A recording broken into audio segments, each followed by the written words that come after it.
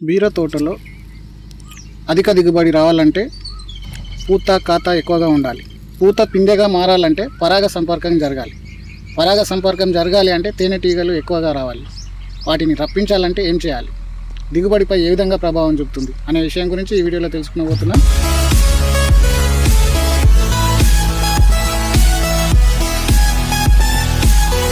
Welcome to Sujatha agri form.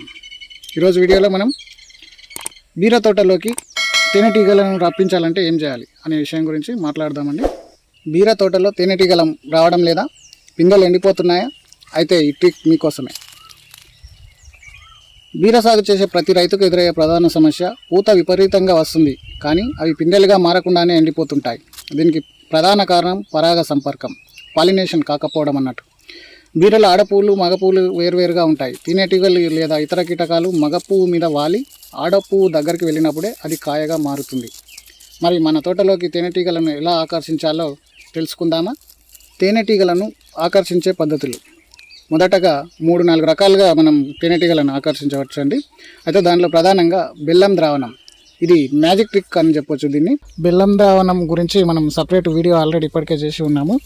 అది బీర తోటలో ఏ విధంగా ప్రభావవంతంగా పనిచేస్తుంది అనేది ఆ వీడియోలో పూర్తిగా చూసినట్టయితే ఇంకా క్లియర్ కట్ ఇన్ఫర్మేషన్ మీకు తెలుస్తుంది. ఒకసారి ఆ వీడియో పూర్తిగా చూసే ప్రయత్నం చేయడం వల్ల మీకు చాలా రకంగా ఉపయోగం ఉంటుందని ఖచ్చితంగా చెప్పగలను. ఇక నెక్స్ట్ వచ్చేస్తే, తేనెటీగలకు తీపి అంటే చాలా ఇష్టం.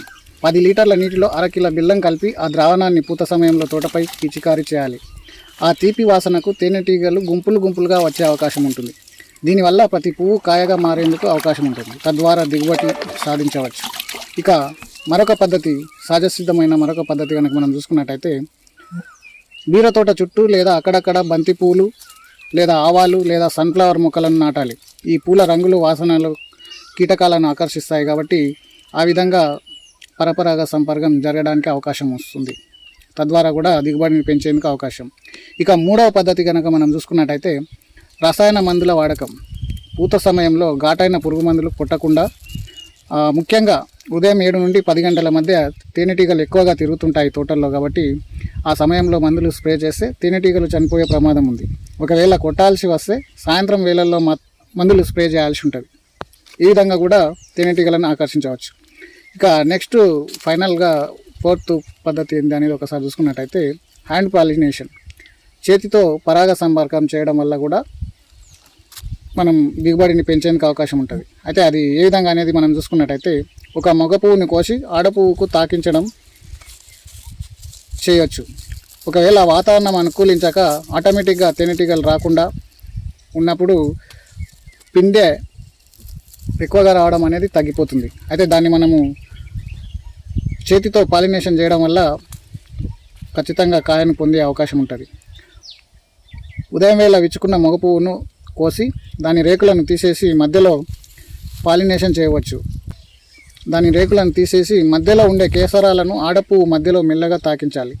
తద్వారా పాలినేషన్ జరిగి పిందె కాయగా మారేటందుకు అవకాశం ఉంటుంది. సో ఈ విధంగా మనము బెల్లం ద్రావణం పిచికారీ చేయడం ద్వారా కానీ, అలాగే సహజసిద్ధమైన పూల మొక్కలు తోటల్లో వేయడం వల్ల కానీ, అలాగే రసాయన మందుల వాడకం వల్ల కానీ, లేదా హ్యాండ్ పాలినేషన్తో కానీ, ఈ విధంగా 4 రకాలుగా మనము ఈ పిందెని కాయగా మార్చేందుకు అవకాశం ఉంటుంది. సో ఇదండి ఈరోజు వీడియో కనుక చూసినట్టయితే, చూశారుగా రైతు మిత్రులారా, చిన్న మెలకలు పాటిస్తే బీరలో అధికమైన దిగుబడి అద్భుతంగా తీయవచ్చు. అలాగే ఈ వీడియో మీకు నచ్చినట్టయితే లైక్ చేయండి, తోటి రైతులకు షేర్ చేయండి. మరిన్ని వ్యవసాయ సంబంధిత సమాచారం కోసం మన సుజాత అగ్రి ఫామ్ యూట్యూబ్ ఛానల్ని సబ్స్క్రైబ్ చేసుకోవడం మర్చిపోకండి. మరో మంచి వీడియోతో మళ్ళీ కలుద్దాం. అంతవరకు థ్యాంక్ యూ వెరీ మచ్. ధన్యవాదములు.